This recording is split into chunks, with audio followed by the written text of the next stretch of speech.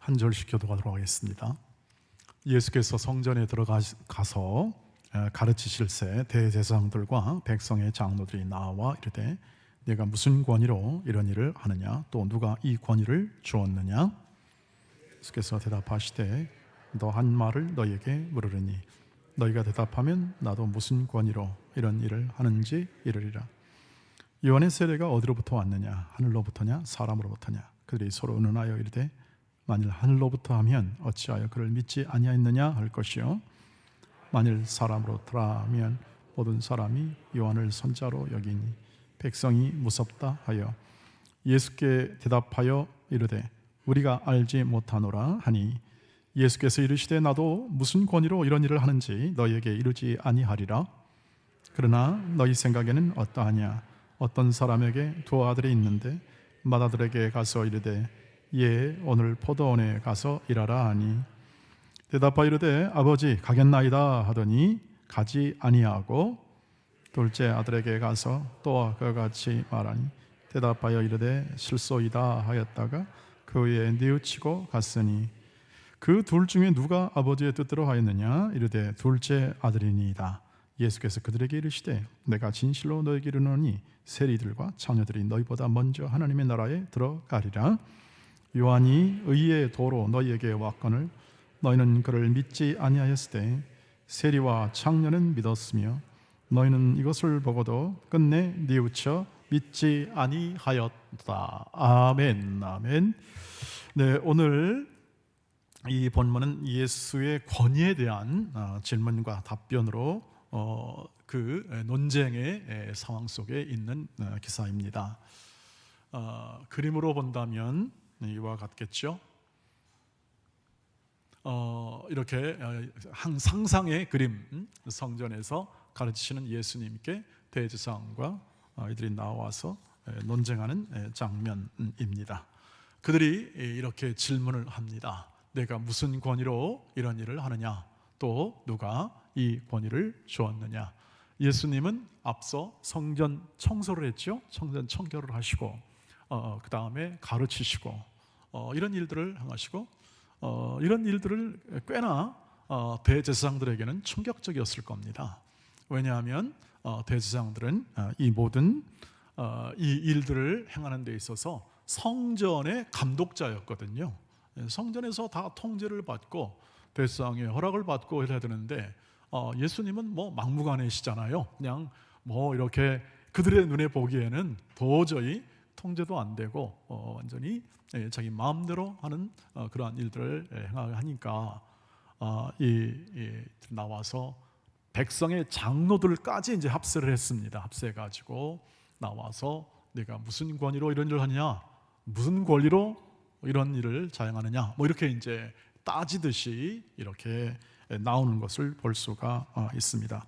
거기에 대해서 주님께서는 그냥 즉답으로 그것을 대답하지 아니하시고 오히려 질문을 하십니다.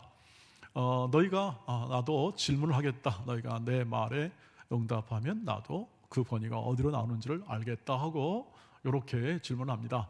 요한의 세례가 어디로부터 왔느냐? 하늘로부터냐? 아니면 사람으로부터 왔느냐? 이 질문을 합니다. 이 질문의 그 근본 취지가 그들의 눈에 금방 들어왔습니다.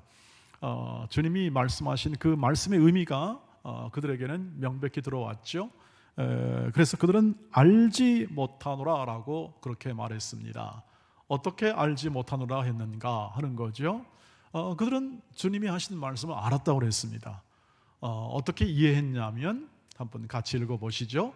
요한의 세례가 어디로부터 왔느냐? 하늘로부터냐? 사람으로부터냐? 그들이 서로 의논하여 이르되 만일 하늘로부터 하면 어찌하여 그를 믿지 아니하였느냐 할 것이고 만일 사람으로부터 나왔습니다 하면 모든 사람이 요한을 선자로 여기니 백성이 무섭다. 백성의 반발을 무서워하는 거죠. 왜냐하면 지금 백성들은 요한이 세례 베푼 것과 그가 전한 세례는 회개의 세례입니다. 회개하라, 회개하라. 주님도 회개하라 그랬잖아요. 천국에 가까웠다. 그래서 이 세례 요한은 주님의 길을 예비하는 자로서 6개월 먼저 태어나잖아요. 태어나고 그가 미리 이렇게 하나님의 길, 메시아의 길을, 예수님의 길을 예비하는 자로 와서 본인도 스스로 나는 메시아가 아니고 메시아를 예비하는 자다, 이렇게 전했기 때문에 백성들이 전부 다 그를 선지자로 여기고 있었습니다. 그러니까 주님이 질문하죠. 자, 세례 요한이 하늘로부터냐? 그러면 네, 그러면 이제 그들에게는 어떻게 합니까? 이제 예수님을 맞이해야 할 그러한 상황이 될 수밖에 없죠. 그러나 그들은 세례 요한의 그 회개의 세례를 거부했습니다. 거부했기 때문에 그들은 이렇게 할 수도 없고, 딱 사람으로 또 왔다 이렇게 대답하면 이제 이 백성들이 다 세례 요한을 선지자로 여기고 있는데 저런 몰상식한 대제사장들이 있나라고 이렇게 반발을 사는 것이 무서웠다. 그래서 알지 못했다. 예수님은 사실 이런 질문을 할 때 이런 그 사실은 이런 의도로 이렇게 이들을 사실은 입을 막은 것과 같습니다. 여러분 어떻습니까? 제가 지금 앉아 있습니까? 서 있습니까? 대답이 없으시죠? 알쏭달쏭하죠. 앉아 있습니까? 아닙니다. 서 있습니다. 서 있습니까? 앉아 있습니다. 이거와 비슷하다 이 말이죠. 예수님이 이렇게 그 말씀을 통해서 이렇게 이 사람들 있잖아요. 지금 자신을 공격하잖아요. 공격하고 그리고 지금 예수님을 곤란하게 만들려고 하고 그 권위를 어떻게 하죠? 무너뜨리려고 하잖아요. 메시아라고 오셨는데 거기에 대하여 예수님의 지금 지혜가 발휘된 질문이다. 그들을 말문을 막아버리는 질문이다 하는 것을 우리가 이렇게 확인시켜 주고자 하는 것이죠. 주님은 그렇게 말씀하십니다. 야, 너희들도 무슨 권위로 일을 하는지 나도 너에게 이르지 않을 거다. 왜냐하면 너희도 대답을 못하는데 어떻게 내가 너에게 이를 것이냐. 하지만 주님이 여러분 그냥 넘어가지 않으시죠? 주님은 반드시 깨우치시게 합니다. 그들을 아끼기 때문에 그렇습니다. 대제사장들과 장로들을 어떻게 합니까? 구원하기 위해 왔잖아요. 주님은 메시아로 왔기 때문에 반드시 그들을 깨우칩니다. 뭘로 깨우치냐면 그들이 가지고 있는 생각과 그리고 또 그들이 가지고 있는 이 신앙의 행태에 대해서 분명하게 말씀하시죠.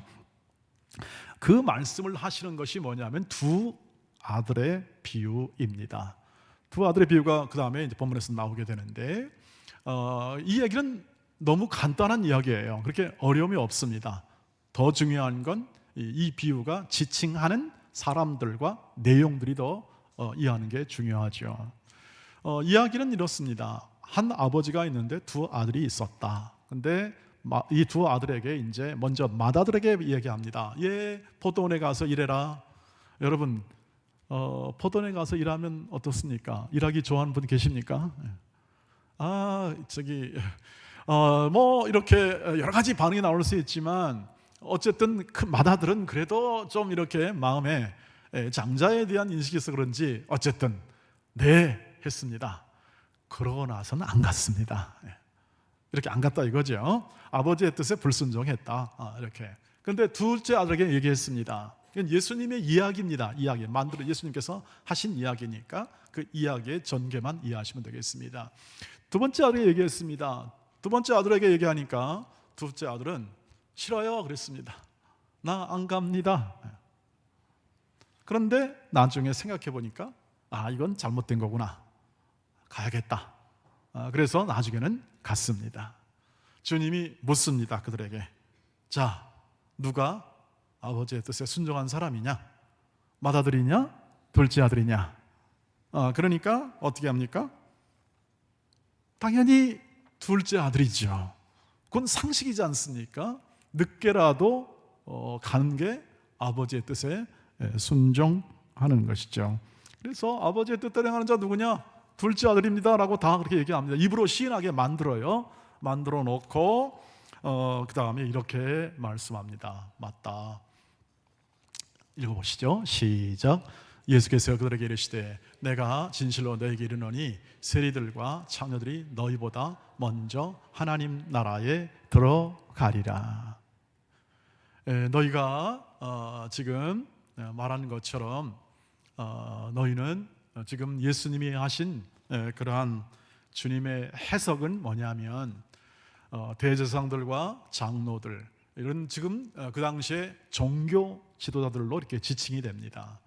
그들은 말로는 네 했습니다. 입술로는. 그 다음에 실제로는 하나님의 뜻에 순종하지 않았다.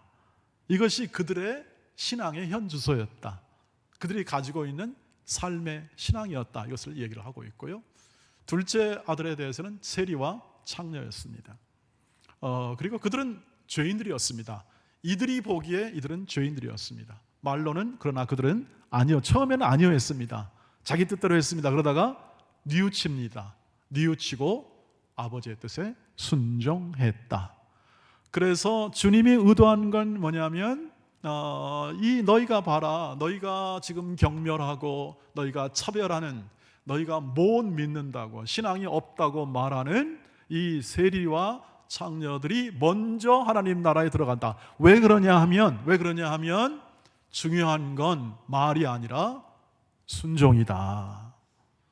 너희의 타이틀 있잖아요. 어떤 내가 가지는 어떤 직분, 내가 가진 직위, 어떤 위치, 신분에 의하여 하나님 나라에 들어가는 일종의 우선순위가 되는 것이 아니라 어떻게 순종하느냐, 실제 너희의 행동과 삶으로 어떻게 순종하느냐, 뉘우치고 회개하고 순종하느냐가 더 중요하다 하는 사실을 알려주죠.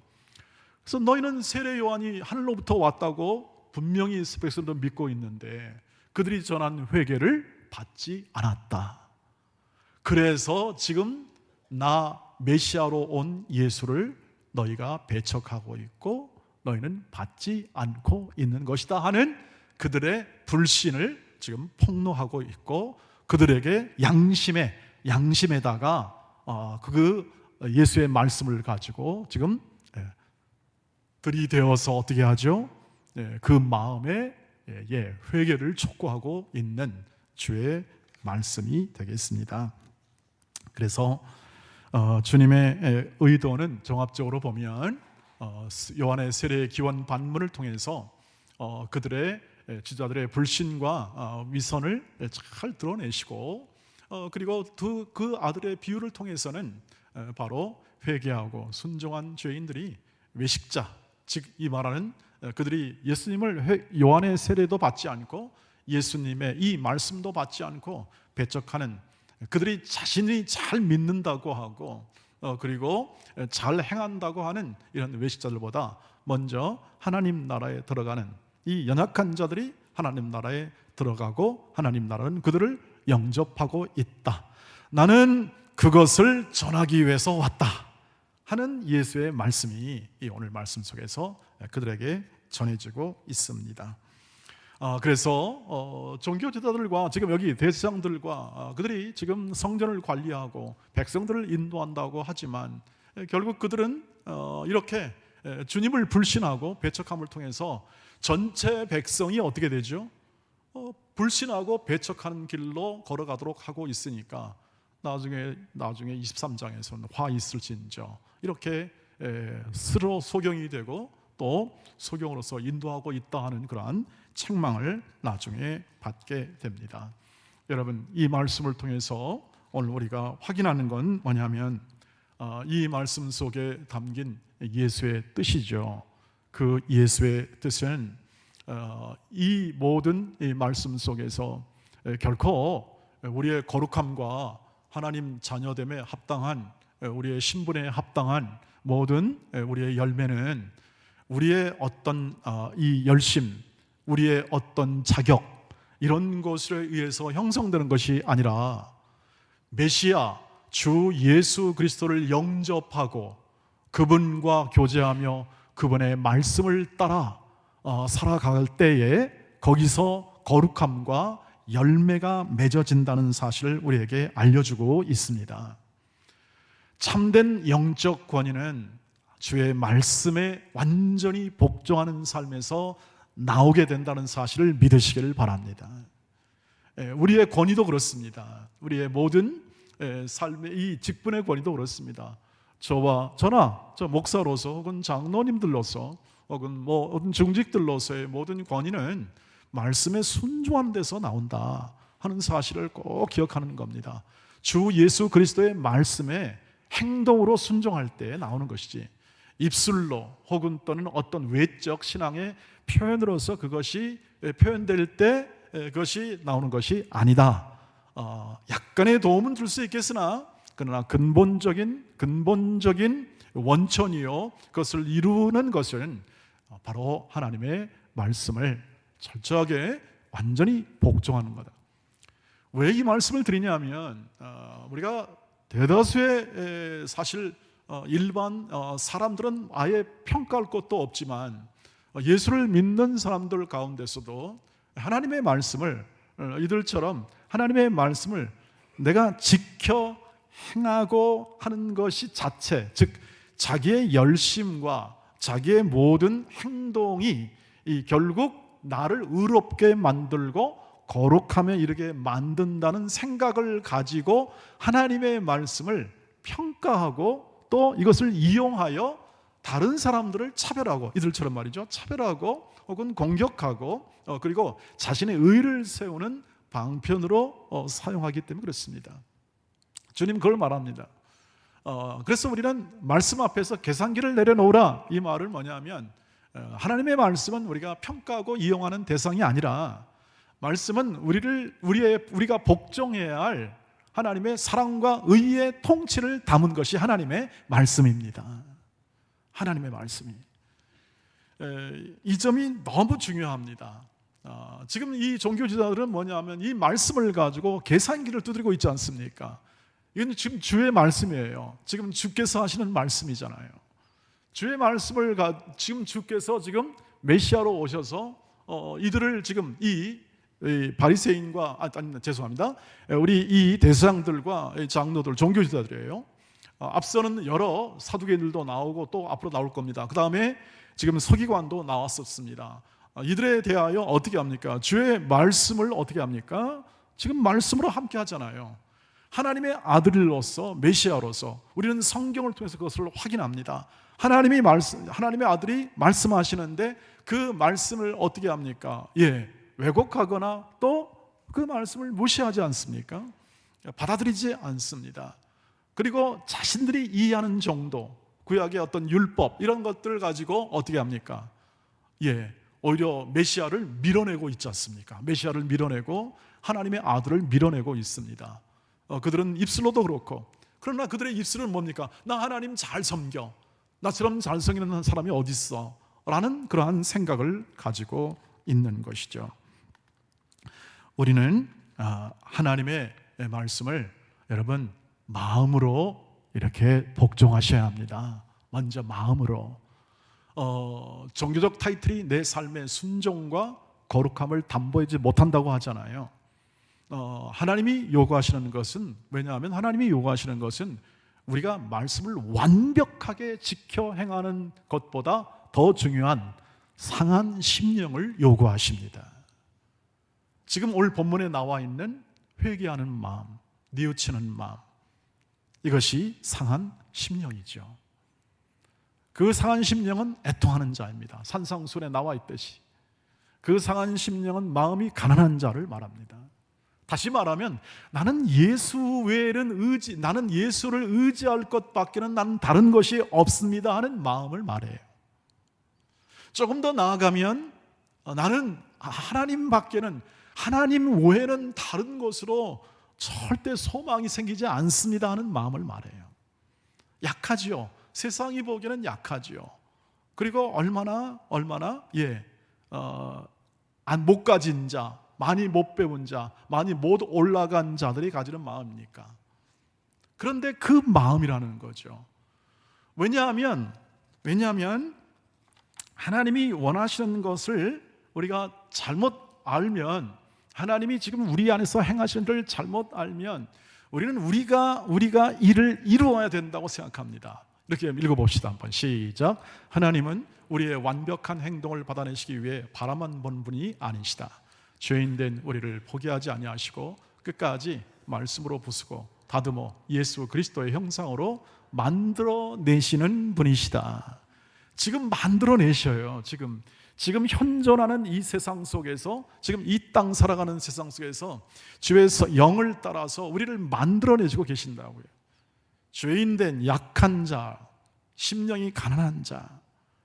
그런데 이 대제사장들과 그리고 율법학자들과 그리고 이 지도자들은 뭐냐 하면 우리가 완벽히 이것을 지키면 우리는 하나님의 뜻을 온전히 이룬 것이다 라고 그렇게 믿고 그것에 대해서 열심을 내고 그것에 대해서 미달되면 어떻게 합니까? 너희는 왜 이러냐 하고 이렇게 밀쳐내고 차별하고 그 다음에 비판하고 그것을 또 배제내는 것으로 행하기 때문에 그렇습니다.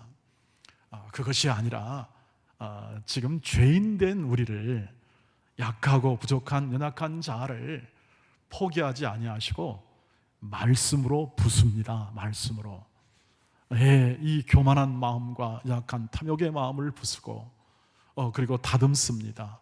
우리 존재를 다듬습니다. 마음은 우리 이 모든 인간 지정의의 마음은 좌표라고 되죠. 우리의 마음을 새롭게 하십니다. 마음을 다듬어 그리스도의 형상으로 만들어내시고 거룩한 존재로 만들어내시고 영광의 존재로 만들어내신 분임을 여러분 꼭 믿는다면 여러분 하나님이 기뻐하시고 원하시는 그러한 그리스도 예수의 마음, 사랑할 줄 알고 그 다음에 존중할 줄 알고 사람을 따뜻하게 대할 줄 알고, 지금 여러분 이 주님이 대하는 걸 보십시오. 지금 설득하지 않습니까?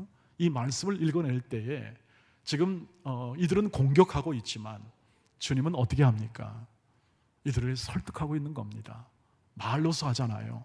설득하고 이야기하지 않습니까? 이야기함을 통해서 이들을 어떻게 합니까? 이들도 사랑하십니다. 이들도 하나님 나라에 들어가지 않습니다. 나중에라도. 그러면서 예수님은 그렇게 다가가고 그렇게 일하시고 계시니까 여러분 안에서 그렇게 지금도 일하실 줄 믿습니다. 우리 안에서 지금도 그렇게 일하실 분 있습니다. 우리를 다듬어 내시고 우리를 세워내시고 우리의 인생이라는 긴 시간 동안에 하나님이 그 일을 행하시고 있다는 사실을 우리가 확인할 수 있습니다. 사랑하는 돈의 가족 여러분, 더군다나 우리는 하나님의 기업들입니다. 예수 그리스도의 기업들, 유산들입니다. 우리가 걸어가는 모든 길 속에 하나님이 그렇게 우리를 세우셨습니다. 하나님의 자녀가 되었다, 이 말은 뭐냐면 하나님이 작정하고 하나님이 목적한 바 모든 복과 은혜와 하나님이 가진 모든 것들을 동원하여 가장 하나님의 최선의 걸작품을 만들어내겠다는 뜻입니다.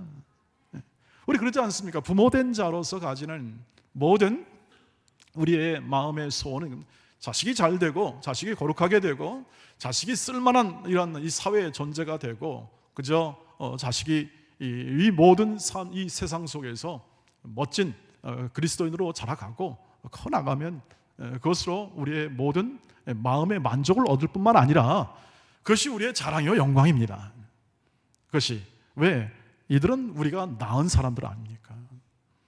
이들은 우리가 잉태한 사람들이죠. 하나님이 정하신 뜻과 목적에 따라서 그렇게 만드신 사람들입니다. 여러분, 성도들, 그리스도인들, 하나님의 자녀들은 하나님의 자녀가 되는 특권을 가졌다 한 이런 표현들, 왕같은 재상이다 하는 이런 표현들, 여러분 그냥 흘려듣지 마시고 저와 여러분에게 향한 하나님의 모든 것을 주시기 위한 명칭이었다는 사실을 기억해 주시기를 바랍니다. 자신을 들여 자신의 아들까지 들여서 우리에게 허락하신 기업입니다. 나는 전설이다 하는 영화가 있답니다. 그 영화를 어느 끝만 좀 보다가 이런 구절이 탁 제 눈에 들어와서 이것이 어떤 자녀됨의 유산의 어떤 개념에 참 잘 부합한다 하는 사실 때문에 잠깐 소개하고자 합니다.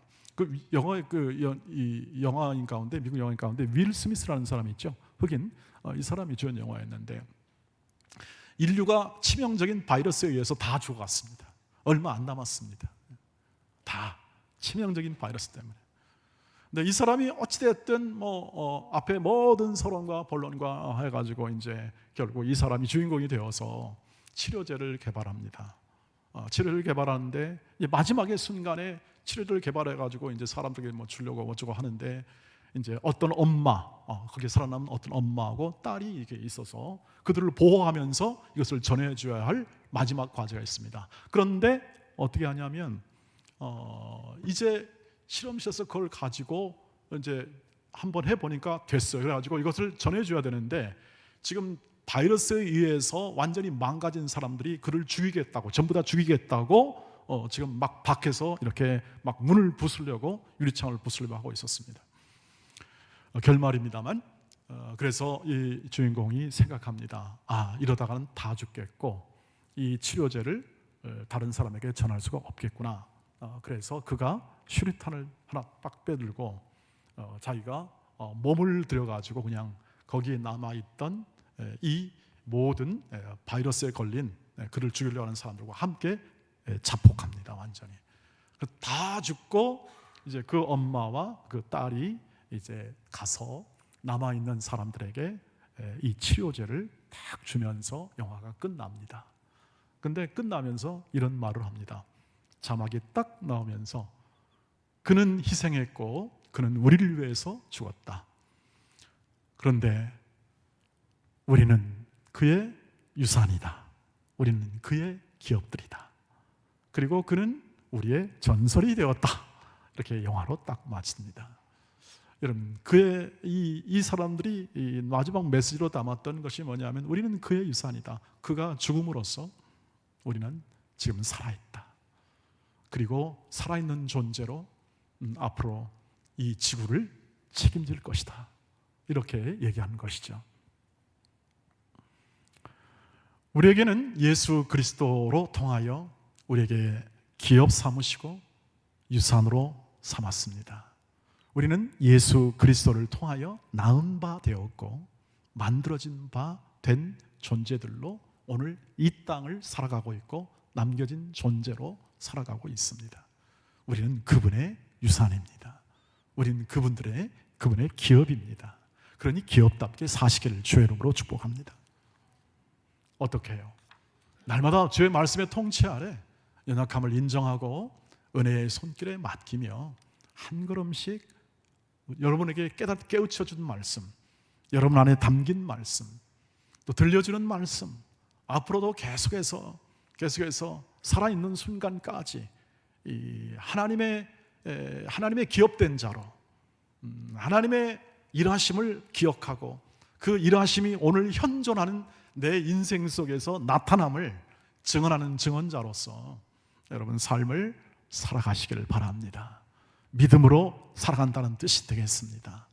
세상과 그 모든 것에 우리의 소망을 두지 않고 세상을 오히려 변화시키겠다는 그러한 거대한 야망이 아니라 오늘 하루 내 안에서 일하시는 하나님과 내 안에서 나를 만들어내시는 하나님의 말씀에 순종해서 내게 속한 모든, 내게 부르신 부름의 자리, 내가 가지고 있는 지위, 내가 가지고 있는 어떤 직분, 내가 가지고 있는 사회적 모든 위치, 이런 일 속에서 말씀에 복종하기 위해서 분투하는 것입니다. 최선을 다하는 것입니다.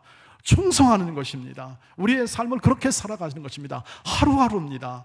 우리의 삶에 많은 것을 요구하는 것이 아니라 하나님은 하루를 요구하시고 지금을 요구하시기 때문에 그렇습니다. 그 삶이 저와 여러분 가운데 있기를 주의 이름으로 축복합니다. 기도하겠습니다.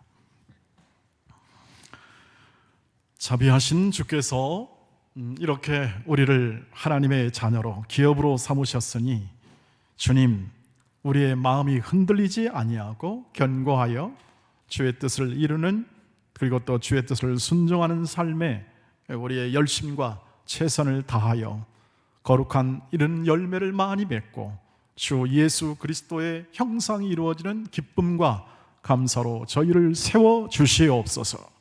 예수님의 이름으로 기도하옵나이다. 아멘.